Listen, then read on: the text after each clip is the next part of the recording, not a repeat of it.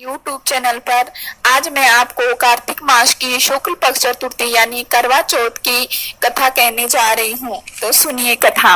एक लड़की थी, उसके 7 भाई थे और भाई उससे बहुत ही लाड प्यार करते थे। घर में वह सबकी लाडली थी। भाई भाई जब भी खाना खाने बैठते तो बहन को साथ लेकर ही खाते।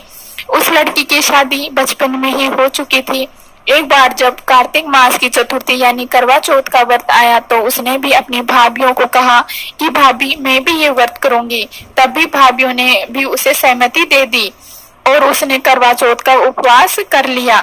जब सुबह सातों भाई भोजन करने को बैठे तो बहन को भी आवाज लगाई कि आजा बहन, तू भी भोजन कर ले। वह कहने लगी, भैया आज आप लोग ही भोजन करो, आज मैंने उपवास किया है। आज भाभीियों के साथ उपवास किया तथा तभी भाई दुखी मन से खाना खाने लगे। धीरे धीरे शाम हो गई और जब शाम को भाई फिर से भोजन करने आए तो बहन को आवाज लगाई, आजा बहन हमारे साथ भोजन कर लो। तभी बहन ने कहा, नहीं भैया आप लोग खाओ, मैं तो चांद को अर्घ्य देकर ही खाना खाऊंगी।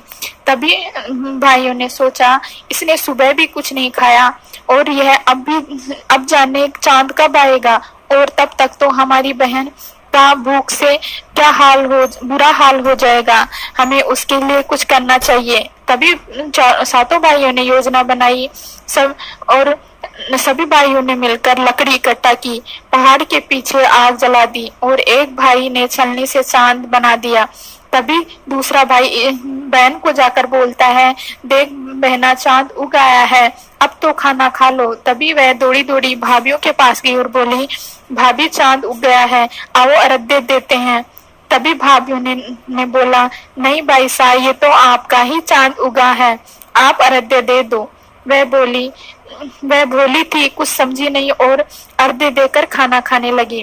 पहला निवाला मुंह में लिया तो चींटी आ गई, जब दूसरा निवाला लिया तो बाल आ गया और जब तीसरा निवाला लिया तो उसके ससुराल से एक व्यक्ति आया और बोला कि इसके पति बहुत बीमार है और उसे अभी मेरे साथ ससुराल भेज दो। तभी उसने कहा कि बहू को मेरे साथ भेज दो। माँ ने कहा, बेटी तुझे लेने तेरे ससुराल से आए हैं, तू तैयार हो जा। वह बोली, माँ मैं क्या पहनूं? माँ बोली, जा संदूक में जो जोड़ा है वह पहन ले। जब उसने संदूक खोली तो लाल जोड़ा सफेद साड़ी में बदल चुका था। उसने साड़ी पहन ली और वहां से विदा होने लगी। तभी उसकी माँ ने उसे मेहंदी और सिंदूर दिया और बोली, ससुराल में सबके पैर छूना बेटी, और जब तुम्हें कोई पूरा आशीर्वाद दे दे तो उसको इस सिंदूर को अपने पल्ले से बांध लेना। तभी माँ ने उसे नम आंखों से विदा किया और वह ससुराल में चली गई। ससुराल में जाकर वह सबके पैर छूने लगी। किसी ने भी उसे पूरा आशीर्वाद नहीं दिया, सभी ने यही कहा, सुखी रहो, खुश रहो। तभी एक छोटी ननद दरवाजे पर बैठी थी। उसने कहा, भाई साहब पाँव दो। तभी ननद ने कहा, खुश रहो, सदा सुहागन रहो। तभी उसने माँ की दी हुई मेहंदी और सिंदूर को अपने पल्लू से बांध लिया। अंदर जाकर देखा तो उसका पति मृत पड़ा था और उसकी माँ पास में बैठी रो रही थी। अपने पति का वह थोड़ी देर तो सुन्न हो गई और पति के पास जाकर उसका सर अपनी गोद में रखकर बैठ गई।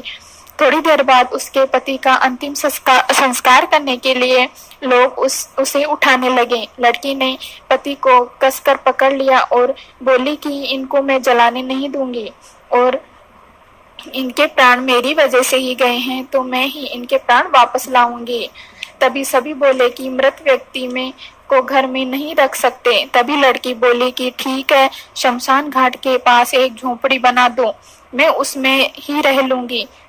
तभी शमशान घाट पर लोगों ने मिलकर झोपड़ी बना दी और वह उसमें रहने लगी और अपनी पति की सेवा करने लगी। सारे दिन वह उसके शरीर से मक्खी मच्छर हटाती रहती। इतने में माह मास की चतुर्थी आई। उसने सच्चे मन और श्रद्धा से माता का उपवास किया। तभी चौथ माता उसके सामने प्रकट हो और कहती है, करवा ले 7 भाइयों की बहन करवा ले। तभी उसने माता के पांव पकड़ लिए और बोली, माता मेरे अपराध को क्षमा करो क्षमा कर दो माँ, मुझसे बहुत बड़ी भूल हो गई। तभी माँ बोली, मैं कुछ नहीं कर सकती, जिसने जिसका तूने उपवास तोड़ा है वही तुझे माफ कर क्षमा करेगी। जब भी कार्तिक मास की करवा चौथ आए तो उसके पैर मत छोड़ना। यह कहकर माता अंतर्ध्यान हो गई। वही तुझे माफ ये कह वह तुझे माफ करेंगी, ये कहकर चौथ माता अंतर्ध्यान हो गई। दिन बीतते गए। माँ महामास की चतुर्थी के बाद वैशाख चतुर्थी, उसके बाद भाद्रपद तथा उसके बाद कार्तिक मास की चतुर्थी आ गई। लड़की ने माता का उपवास रखा और बड़ी श्रद्धा और भक्ति से पूजा की। तभी माँ प्रकट हुई और बोली, करवा ले 7 भाइयों की लाडली करवा ले, झूठे चांद को अर्घ्य देने वाली करवा ले, झूठे चांद उगाने वाली करवा ले। तभी माँ क्रोध में थी तो लड़की ने उसके पैर पकड़ लिए। तभी माँ बोली, छोड़ मेरे पैर, झूठे चांद को अर्घ्य देने वाली। तभी वह लड़की पाँव में गिरकर रोने लगी और बोली, हे माता, मेरी भूल को क्षमा कर दो। मैंने आपका उपवास तोड़ा है, मुझसे बहुत बड़ी भूल हुई है। हे माँ, अब मेरे अपराध को क्षमा करो, मेरे पति को जीवन दान दो। तभी माता को दया आई और वह शांत हो गई। और माता ने अपनी आंखों से काजल, नाखूनों से मेहंदी तथा मांग से सिंदूर निकालकर उसके पति को छींटे लगाए।